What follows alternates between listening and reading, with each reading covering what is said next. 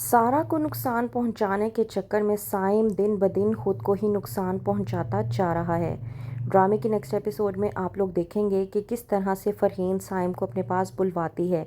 उसे जब से इस बात का अंदेशा हुआ है कि अपने बड़े बेटे फराज की तरह कहीं वो भी साइम को खो ना दे, तो वो इस बात का फ़ैसला करती है कि वो अपने बेटे फराज की मौत का बदला नहीं लेगी, ताकि उसका दूसरा बेटा साइम अपनी ज़िंदगी को अच्छे तरीके से गुजार सके और अपनी ज़िंदगी की खुशियों को देख सके।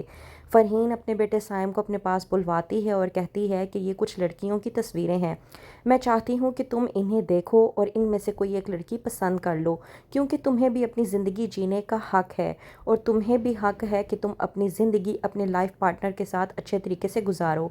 और मैं तुम्हें एक और बात कहना चाहती हूँ, मैंने तुम्हें जो कहा था फराज की मौत के बाद कि तुम फराज की मौत का बदला लोगे, तो मैं आज तुम्हें उस बात से आज़ाद करती हूँ।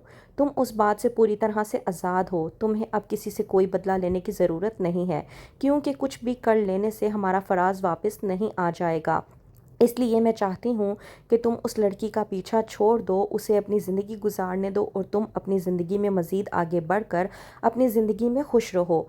वहीं पर दूसरी तरफ साइम, जो कि अपनी माँ को ये तो कह देता है कि उसे मंजूर है, वो जो कहेगी वो वही करेगा, लेकिन वहीं पर साइम इस बात को ठाने बैठा है कि वो सारा की ज़िंदगी को इस कदर अजियतनाक बना देगा कि वो अपनी ज़िंदगी से ही नफ़रत करने लगेगी। लेकिन कुछ दिनों के लिए साइम सारा को आज़ादी दे देता है, ये सोचकर कि कुछ दिनों के लिए सारा अपनी ज़िंदगी जी ले, फिर उसे मैं सिसकते हुए मरता हुआ देखना चाहता हूँ। वहीं पर दूसरी तरफ सारा, जो कि अपनी सूरत हाल को लेकर बेहद परेशान होती है, कहती है अहमद से कि मैं तुम्हारी दूसरी सारा बनने की भरपूर कोशिश कर रही हूँ और मैं वादा करती हूँ कि तुम्हारी पहले जैसी सारा बन जाऊँगी। बस तुम मुझे इस तरह से छोड़कर मत जाया करो और मुझसे नाराज़ मत हुआ करो, क्योंकि तुम्हारी खामोशी मेरी जान ले लेती है। जब तुम मुझसे खामोश होते हो तो मुझे लगता है कि मेरे पास कुछ भी बाकी नहीं रहा।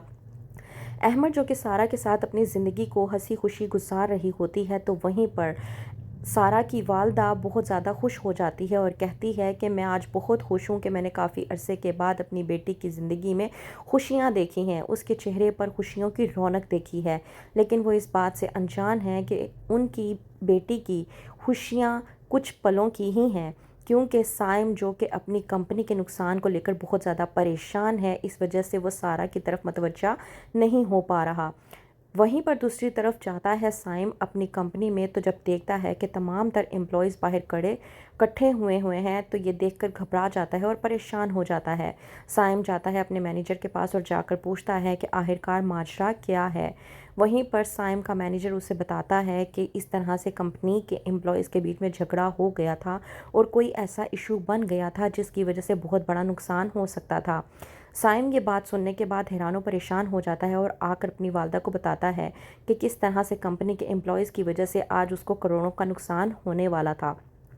वहीं पर दूसरी तरफ साइम ये भी सोचता है कि अब उसे किस तरह से सारा की ज़िंदगी को अजियतनाक और दर्दनाक बनाना है। वहीं पर दूसरी तरफ सारा, जो कि अपने हवासों पर कंट्रोल करने की कोशिश कर रही है ताकि वो अपनी ज़िंदगी को अहमद के साथ अच्छे तरीके से गुजार सके। तो कौन जीत पाएगा ज़िंदगी के इस सफ़र को? साइम क्या सारा की ज़िंदगी को अजियतनाक बना पाएगा, या फिर सारा अपने हवासों पर कंट्रोल करके अपनी ज़िंदगी को अहमद के साथ अच्छे तरीके से गुजारने में कामयाब हो जाएगी? या फिर साइम के सामने असलियत कब सामने आएगी कि जिस सारा के पीछे वो हाथ धो कर पड़ा हुआ है, ये वो सारा है ही नहीं जिसकी वजह से उसके भाई का कत्ल हुआ था। क्या होगा आगे? मज़ीद जानने के लिए देखते रहिए ड्रामा सीरियल हमराज़।